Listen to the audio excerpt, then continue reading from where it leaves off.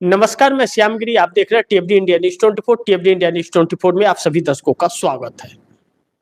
30 सांसदों के साथ नीतीश नायडू करेंगे फैसला। एनडीए में खेल पलट गया।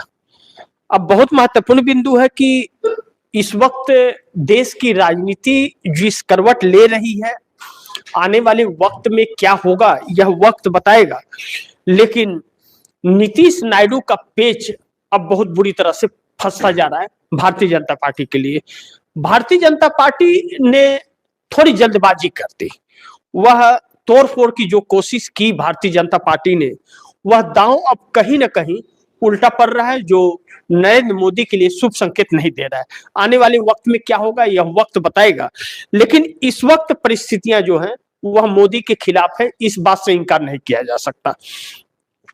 जिस तरह से नीतीश के साथ छल करने की कोशिश की गई, यूं कहें कि नीतीश के साथ कोई नया नहीं है इस सरकार का।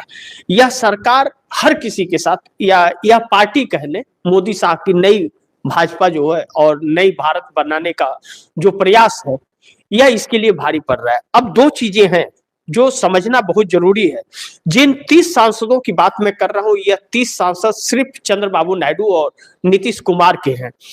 अब इसलिए यह एकजुट होते हुए नजर आ रहा है कि जैसा मैंने आप दर्शकों को सुबह के कार्यक्रम में बताया था कि नीतीश कुमार के जेडीयू ने यह कहा कि जेडीयू के सांसद ने यह कहा, बयान दिया कि मोदी और शाह नीतीश कुमार को खत्म करना चाहते, तोड़ना चाहते, राजनीति से हटाना चाहते हैं।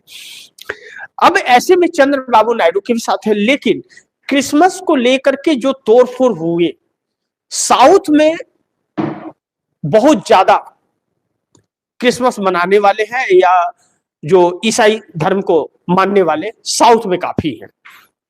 ऐसे में चर्च के ऊपर जो तोड़फोड़ की गई केरल में या बाकी के राज्यों में, उससे अछूता आंध्र प्रदेश भी नहीं रहा।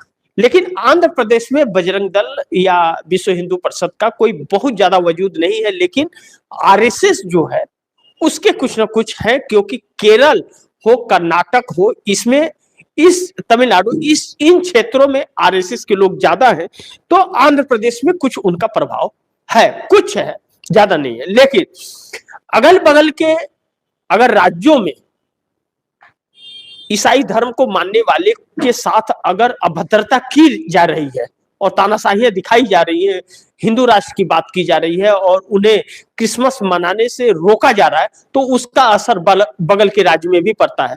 इस बात को लेकर के नाराजगी अब चंद्रबाबू नायडू के अंदर और भी बढ़ गई, एक नई नाराजगी उत्पन्न हो गई। अब इसका संकेत यह है कि आक्रोश जनता में इस बात को भी लेकर के अब आ रहा है। देखिए, चंद्रबाबू नायडू के ऊपर वक्फ बोर्ड कानून के वक्त भी मुस्लिम वर्ग के लोगों ने खुल करके कहा। मौलाना अरशद मदनी का अगर मैं जिक्र करूं, जो जमीयत उलेमा हिंद के चीफ हैं, उन्होंने यह कहा कि चंद्रबाबू नायडू समर्थन वापस ले ले, नीतीश कुमार समर्थन वापस ले ले इस सरकार से, यह सरकार घाती है और लोगों की जमीनों को छीनती है। उस वक्त का यह बात था। और ज्यादा दिन नहीं, 2024 2 नवंबर और 24 नवंबर का बात है, 25 नवंबर से पार्लियामेंट शुरू होना था, उस वक्त की बात है। अब चंद्रबाबू नायडू वक्फ बोर्ड कानून का समर्थन कर दिए और मुस्लिम समाज नाराज हो गया। ट्रंप द्वारा लगाए गए जो टैरिफ है 50%, उससे सी फूड मछुआरों को बहुत काफी नुकसान हुआ और उसका सोल्यूशन कुछ नहीं निकला, सरकार की तरफ से राहत कुछ नहीं हुआ। अब क्रिसमस को लेकर के जो हुड़दंग किया गया भारतीय जनता पार्टी के उन हुड़दंगियों द्वारा, वह किस भक्ति में डूबे हैं वह वही जाने, उन्हीं को मुबारक हो। लेकिन हमारा देश हिंदू राष्ट्र तो है नहीं। आरएसएस कौन होता है? हिंदू राष्ट्र बोलने वाला और कराने वाला।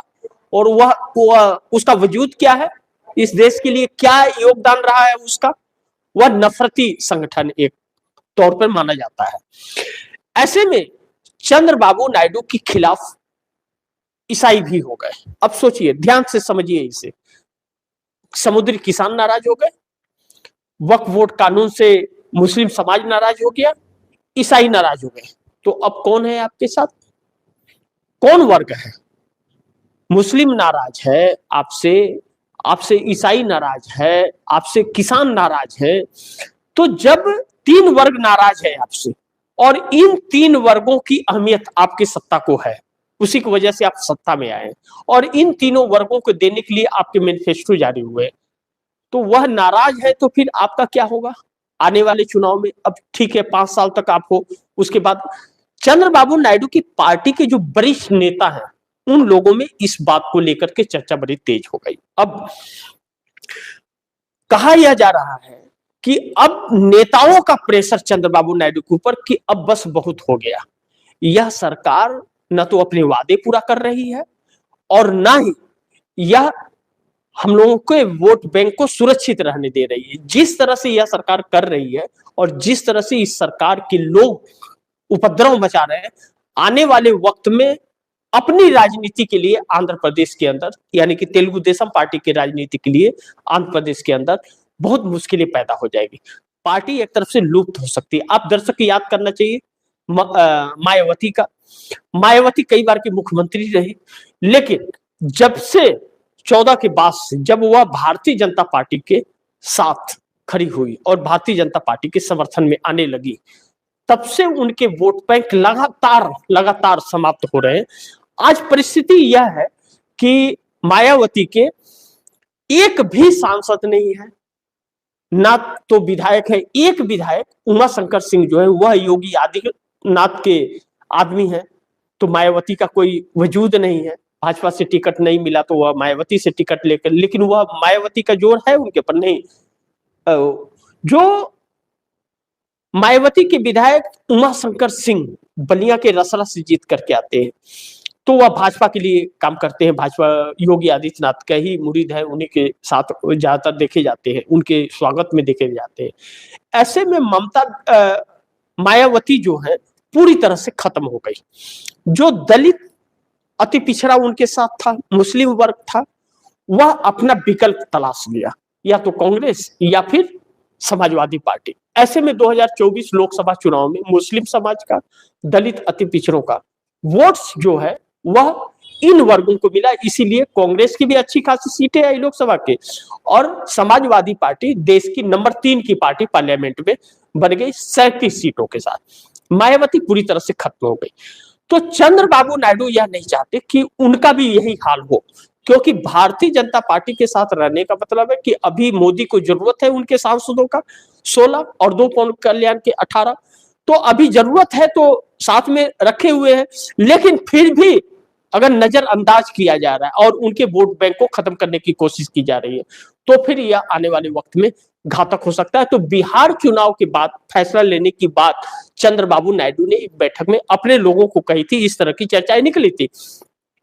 अब यही चर्चाएं आगे बढ़ने लगी कि अब बस बहुत हो गया। अब जो नुकसान मोदी पहुंचा रहे हैं, इस नुकसान से नफरत फैलेगा, और नफरत फैलने का मतलब है कि अपना कुर्सी चला जाएगा, अपनी सरकार फिर दोबारा उम्मीद नहीं कर सकते। ऐसे में जगन मोहन रेड्डी को प्रोत्साहन मोदी सरकार द्वारा दिया जा रहा है और हर तरफ से केस से बचाया जा रहा है। चंद्रबाबू नायडू के जो दुश्मन हैं उनको नजदीक लाया जा रहा है। तो यानी कि चंद्रबाबू नायडू के लोग यह समझने लगे कि अब यह तीनों तरफ से, कई तरफ से वार चालू है भारतीय जनता पार्टी का। यह अपना षड्यंत्र प्रपंच रच रही है, धीरे धीरे रच रही है। बाद में यह ऐसा हो जाएगा, पूरे मकड़े की जाल हो जाएगी और उसके बीच में नायडू फंस जाएंगे, पार्टी फंस जाएगी। तो आने वाले वक्त में फिर राजनीति कर पाना मुश्किल होगा। तो ऐसे में चंद्रबाबू नायडू के लोगों का अब प्रेशर उनके ऊपर बनता है, बस बहुत हो गया।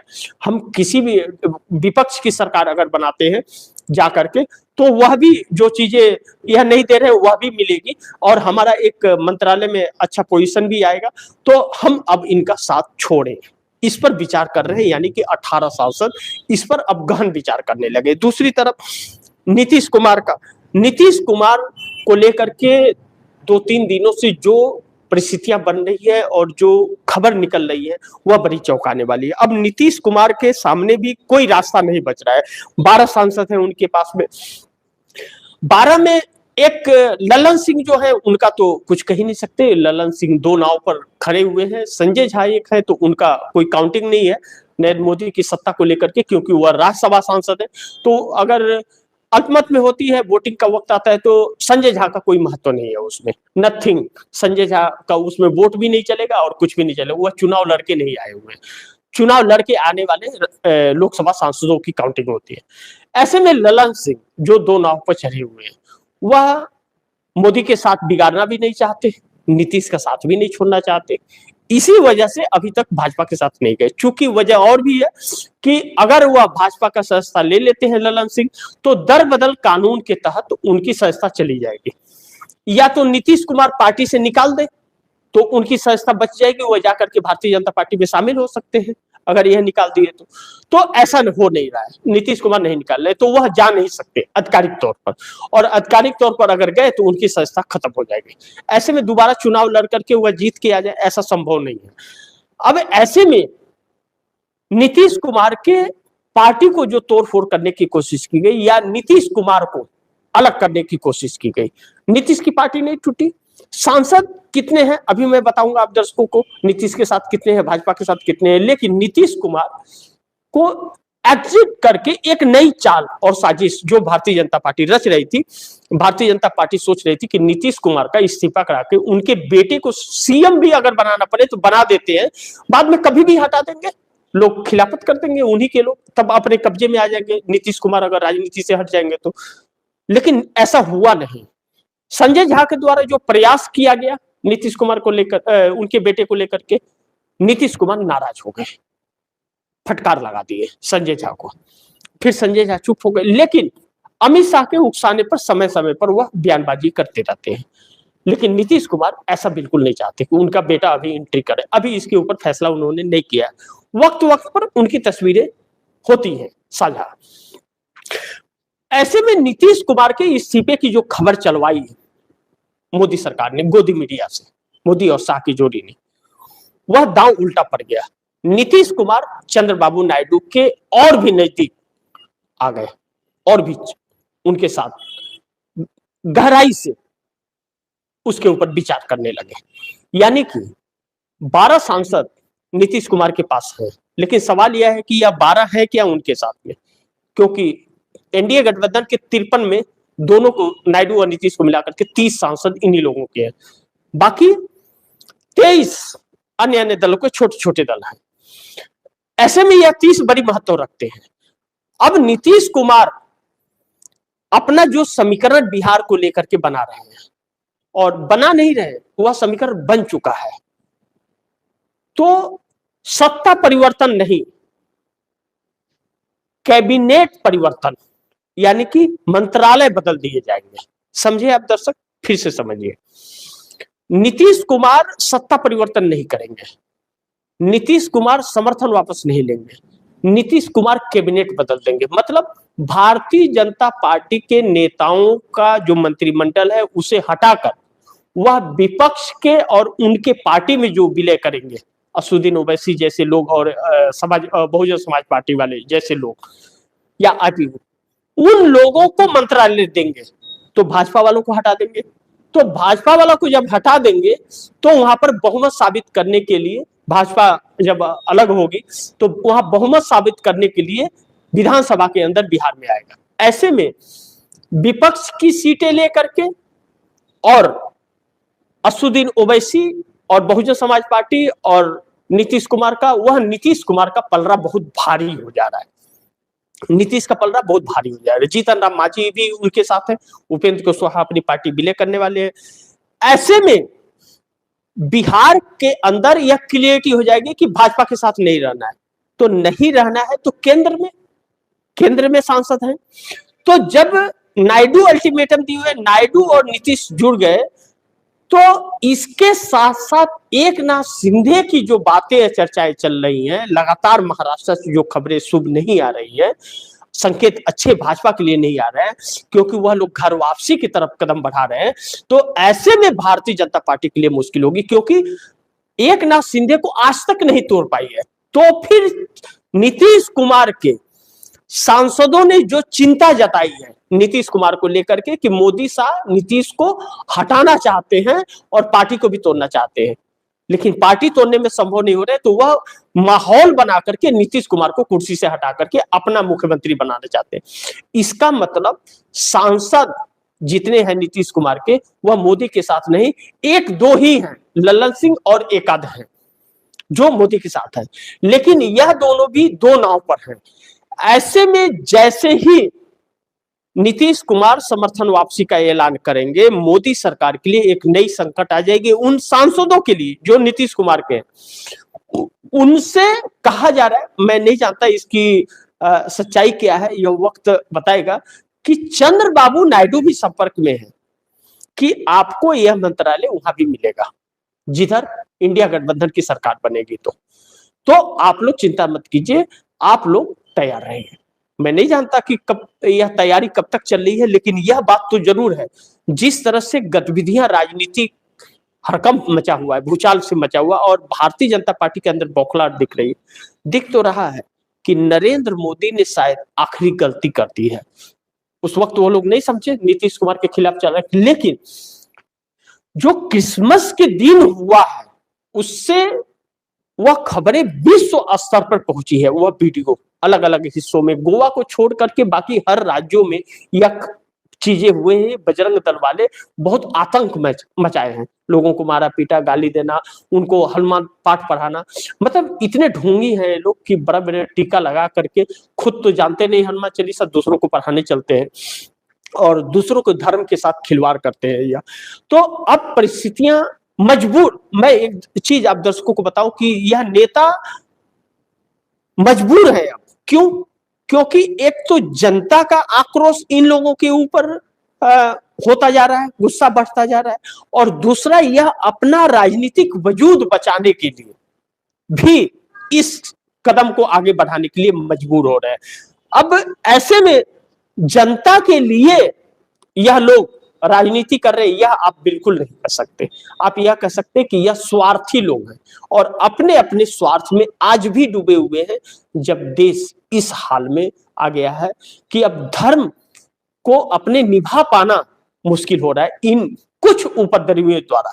अगर तन के सीना खड़ा हो जाए तो यह बिल में ढुक जाएंगे, लेकिन इन्हें सरकार की साह है और आप अपना धर्म बचाने के लिए आप विरोध कर रहे हैं, इनका विरोध करते हैं, तो आपको देशद्रोह के मुकदमे में जेल डाल दिया जाएगा इस सरकार में। और अब दर्शकों के सामने उदाहरण है सोनम वांगचुक, जो विश्व के माने जाने साइंटिस्ट थे और हमारे देश के लद्दाख के रहने वाले थे। उन्हें क्या किया? कुछ भी नहीं किया। उन्हें देशद्रोह का मुकदमा लगा करके और जेल में डाल दिया। जोधपुर जेल में इस वक्त पड़े हुए। बताइए, सोनम वांगचुक जो हमारे देश की आन बान शान थे, 3 इडियट फिल्म उन्हीं के नाम पर बनी है। अब ऐसे में मोदी सरकार से उम्मीद क्या की जा सकती? तो यह नेता जो है, चलो भगवान ने सद्बुद्धि दी, लेकिन अभी उसको तब कहेंगे जब यह छोड़ दे साथ, तब।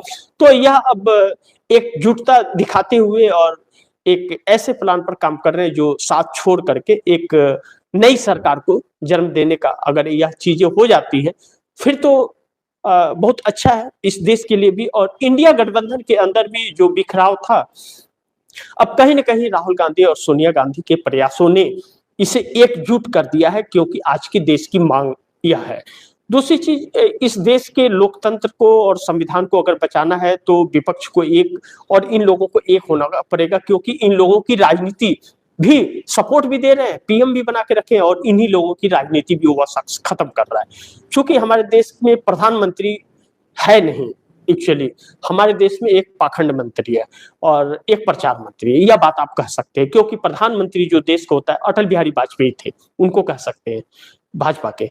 क्योंकि अटल बिहारी वाजपेयी को जब आरएसएस ने अपने हेडक्वार्टर में आमंत्रित किया तो अटल बिहारी वाजपेयी ने मना कर दिया, मैं नहीं आ सकता, मैं इस वक्त आरएसएस का कार्यकर्ता नहीं, भाजपा का नेता नहीं, मैं देश का प्रधानमंत्री हूँ।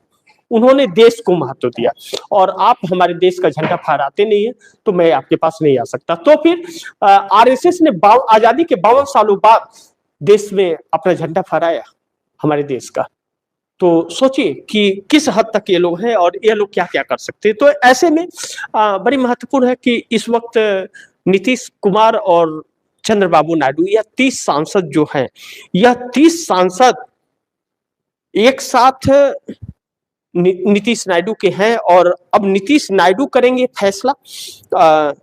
लेकिन एनडीए के अंदर अगर यह एक हो गए और एक साथ मिल करके झटका देने की तैयारी की है तो एनडीए में खेल पलट गया समझिए। तो यह वक्त है और मोदी सरकार 30 सांसदों के साथ अगर नीतीश नायडू एनडीए छोड़ते हैं तो फिर सरकार पलट जाएगी। यह सरकार नहीं बच सकती फिर, यह तो बात सच है। क्योंकि 30 सांसद छूटने का मतलब है इसलिए सरकार पलट जाएगी कि 293 में 30 कम हो जाएंगे तो फिर आप सोचिए ना 263 ही बचेंगे इनके पास, तो कैसे सरकार चाहिए? 272 चाहिए बहुमत का कर तो भी सरकार नहीं बचेगी। तो फिर इनके लोग और बाकी लोग जो है ना वो अभी मजबूर हो जाएंगे साथ छोड़ने के लिए, छोटे छोटे जो लोग हैं। तो इसी के साथ दीजिए इजाजत, फिर अगली खबर के साथ फिर हाजिर होऊंगा। लेकिन आप दर्शकों की क्या राय है, क्या सुझाव है, कमेंट बॉक्स में जरूर दीजिएगा। इस खबर को ज्यादा से ज्यादा शेयर कीजिएगा, अपने दोस्तों को भी कहिएगा आगे शेयर करें।